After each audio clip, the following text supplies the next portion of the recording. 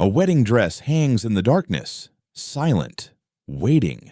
August 26, 1981. Gary O'Neill tries to call his fiancée one more time. The phone rings. No answer. He's been calling for hours. Tomorrow is their wedding day. Tomorrow, Cynthia Miller becomes his wife. But something is wrong, terribly wrong. He speeds through the West Virginia night, hands gripping the wheel, every mile stretching into eternity. When he finally reaches their home on Miller Street, he finds the door unlocked. He steps inside. What he discovers will haunt Beckley, West Virginia for nearly 4 decades. His bride-to-be, hours before she was supposed to walk down the aisle, lies dead. 4 gunshots, close range, no forced entry, no struggle. She knew who killed her. She opened the door, but the killer had been hiding in plain sight for 39 years. Before we uncover who destroyed this wedding day, I need to know, where are you watching from right now? What time is it where you are? Drop it in the comments below. Because what happened in Beckley, West Virginia could happen anywhere, to anyone. And when you hear who the killer turned out to be, you won't believe it. Hit that like button and let's dive into this case. Cynthia Jane Miller. Everyone called her Cindy. At 27 years old, she was everything a person could hope to be. A dedicated educator in the Raleigh County school system, she was preparing to start a new position at Park Junior High that fall. But to call her just a teacher would be missing the entire point of who she was. Her students adored her. Betty Hara, who sat in her 7th grade classroom, remembered her decades later with tears in her eyes. Cindy wasn't the type of teacher who watched the clock. She gave up her lunch breaks. She stayed after school. She helped anyone who needed it, no matter their background, no matter their struggles. To her, every single student mattered. She saw potential in everyone. Those who knew her described her as joyful, talented, kind-hearted, the type of person who lit up a room without trying, the type of person who, by all accounts, had no enemies. Who could possibly want to hurt someone like that?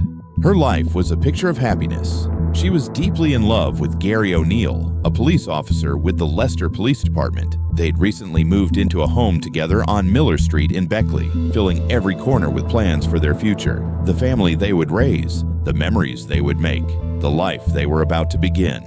Their wedding was scheduled for August 27, 1981. The invitations had been sent. The dress was ready. The ceremony was planned down to every detail. Friends and family were preparing to celebrate 2 people who genuinely belonged together. The excitement in their home was electric.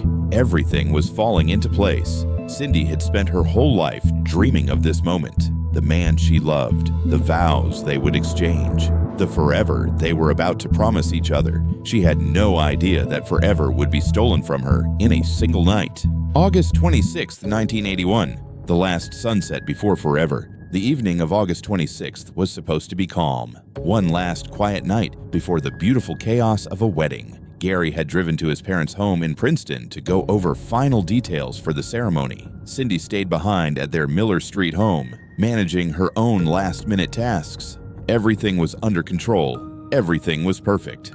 As the evening stretched on, Gary tried calling home. The phone rang and rang. No answer. He tried again. Still nothing. A 3rd time, 4th, 5th. Each unanswered ring twisted something tighter in his chest. Cindy should be there. She knew he'd be calling. Why wasn't she picking up? The unease became worry. The worry became dread. Something wasn't right. He cut his visit short and started the drive back to Beckley. Every mile felt longer than the last. His mind raced through possibilities, each one worse than the one before. Maybe she fell asleep. Maybe she went to a neighbor's house. Maybe the phone was off the hook. Maybe. But deep down, he knew. When he pulled up to their home late that night, the house was dark. He walked to the door. It was unlocked.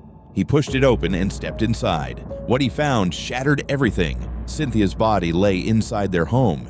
The woman he was supposed to marry in less than 24 hours. The woman he'd been calling all evening. The woman who was supposed to spend the rest of her life with him. She'd been shot 4 times, head and shoulder, close range, execution style. But here's what made it even more horrifying. The house was untouched.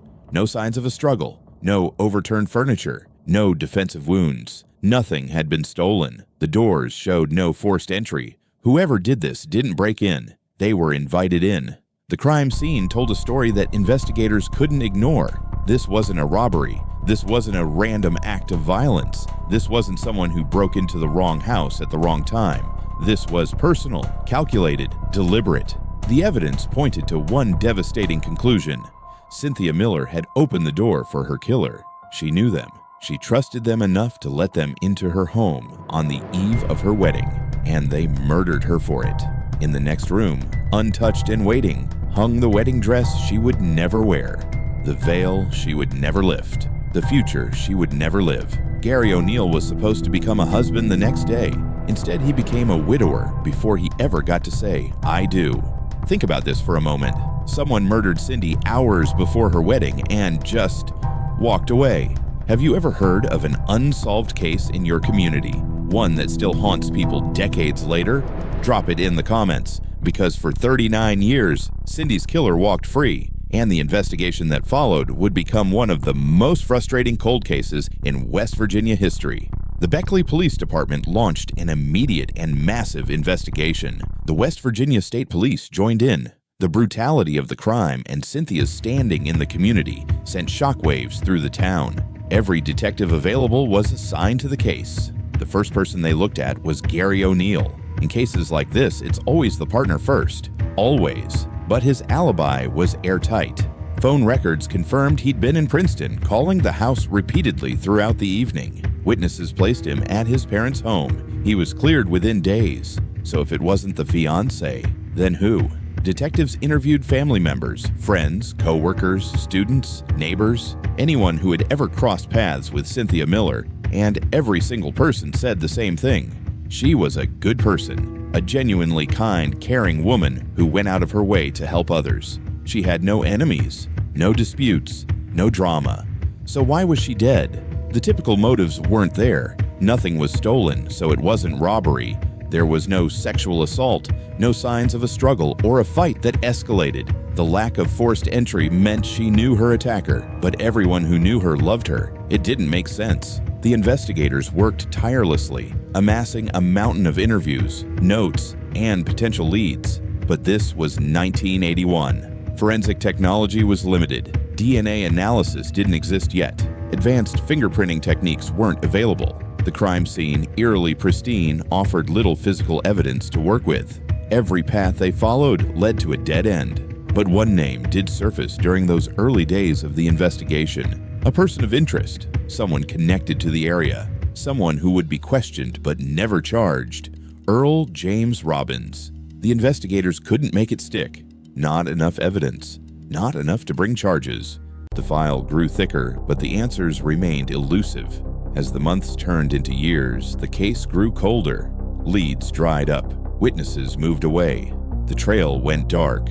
The case file sat on a shelf, a testament to a crime that seemed destined to remain unsolved forever. For Cynthia's family, the silence that followed was unbearable. Her sister, Diana Jones, would later recall the fear that gripped their lives after the murder. It wasn't just grief, it was terror. Someone had killed Cindy, and no one knew why. No one knew who, and that meant it could happen again. Their father kept a loaded shotgun under his bed for years, a desperate, futile gesture against an enemy he couldn't see, an enemy who had destroyed his daughter's life and disappeared into the shadows. The years crawled by, then decades. The community of Beckley never forgot. Cynthia's former students, like Betty Hara, carried the memory with them for the rest of their lives. They remembered the teacher who stayed late to help them, the woman who made them feel like they mattered, and they remembered the day they learned she'd been murdered the night before her wedding. Time moved forward, but the case didn't. Cynthia's parents passed away. They went to their graves without ever knowing who killed their daughter, without ever knowing why, without ever seeing justice. Gary O'Neill, the man who was supposed to marry her, also died without answers. He never remarried. He never got closure. The woman he loved was taken from him hours before they were supposed to begin their forever, and he spent the rest of his life haunted by that night. For the Beckley Police Department, the case became a ghost, a constant reminder of a debt unpaid. Every detective who worked the case knew Cynthia Miller's name. They knew her story, and they knew they had failed her. The case file sat on a shelf, thick with the efforts of generations of law enforcement. Interviews, reports, evidence logs, all of it leading nowhere. Year after year, the file collected dust, a monument to frustration, a symbol of a crime that seemed impossible to solve. Justice had been delayed so long that it felt like it would never come.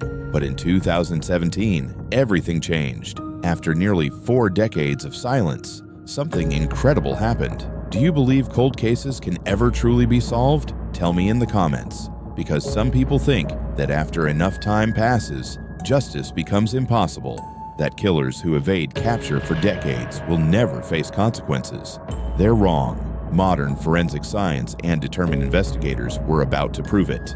In 2017, 36 years after Cynthia Miller's murder, something remarkable happened. The Beckley Police Department, in collaboration with the Raleigh County Sheriff's Department and the West Virginia State Police, formed a dedicated cold case unit. Their mission was clear: bring new life to dormant investigations, apply modern forensic science and fresh eyes to mysteries that had stumped their predecessors for decades. The first case they chose to tackle was Cynthia Miller. Detective Morgan Bragg of the Beckley Police Department became the lead investigator. He and his team understood they weren't starting from scratch.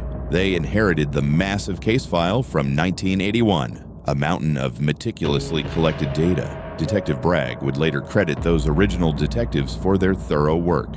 Without them, he said, a modern investigation would have been impossible. The cold case unit began the painstaking process of combing through every report, every witness statement, every lead, no matter how insignificant it seemed at the time. They re-interviewed witnesses, some of whom had moved across the country. They kept an open mind, refusing to lock on to any single theory from the past. They partnered with Crime Stoppers of southern West Virginia and offered a $10,000 reward for information leading to an arrest and conviction. A large billboard was erected on South Fayette Street in Beckley. Cynthia's face looked out over the community, a plea for help, a promise that she had not been forgotten. Tips started coming in. Prosecutor Kristen Keller would later describe the process as following a spider's web. One witness led to another. Each piece of information revealed another layer. The team traveled across the country, tracking down people connected to the case. And as they pulled on those threads, one name kept resurfacing: Earl James Robbins.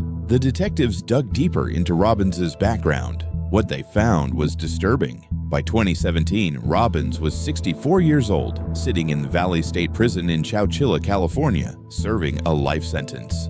His criminal history was a portrait of violence. In 2009, he'd entered the California prison system with consecutive sentences for a brutal 2005 assault with a deadly weapon. He'd attacked his own brother-in-law with a claw hammer. He also had a separate conviction for sexual assault that resulted in his life term. But the investigators discovered something else, something that connected Robbins to another unsolved crime in Raleigh County. In October 1980, nearly a year before Cynthia was killed, a 13-year-old girl had been abducted, kidnapped, and sexually assaulted. The case had gone cold. Another victim denied justice, until now.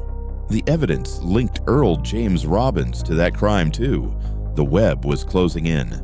October 13, 2020, 39 years later, the indictment.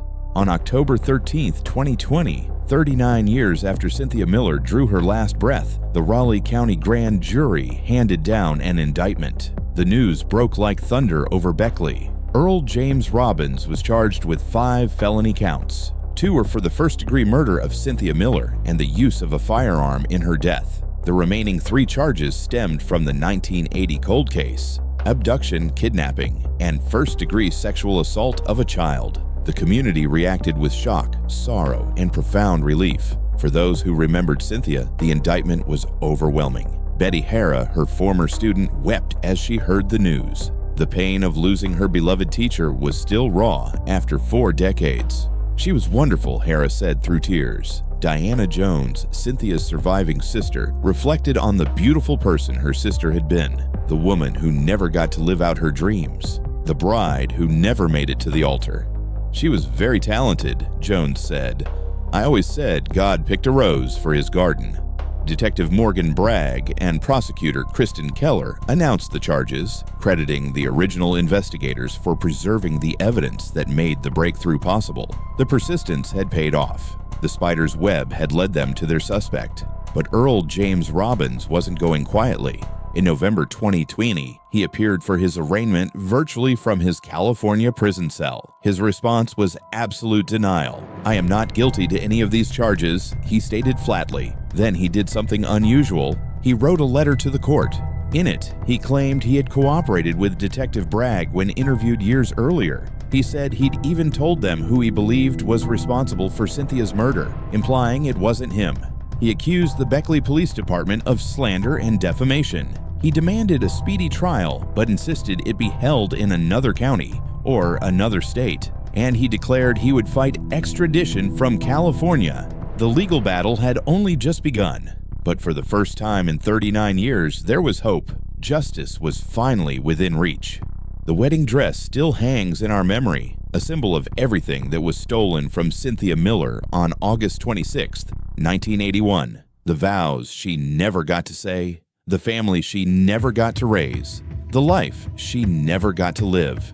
But this story isn't just about loss. It's about persistence, about detectives who refused to let a case file gather dust, about a community that never forgot the teacher who cared so deeply about her students, about a sister who carried her memory for nearly 4 decades, waiting for the day justice would finally arrive. Cynthia's legacy lives on, not just in the tragedy of her death, but in the lives she touched, the students she mentored, the people she inspired, the lessons she taught us all that some debts must be paid, no matter how long it takes. Earl James Robbins is still fighting extradition. The legal proceedings are ongoing, but the indictment stands. After 39 years, her case finally has a name attached to it. If this story moved you, hit that like button. Subscribe so you never miss a case. Share this video to honor Cynthia's memory. And tell me, what case do you want covered next? Because no case is ever truly cold, and no victim is ever forgotten.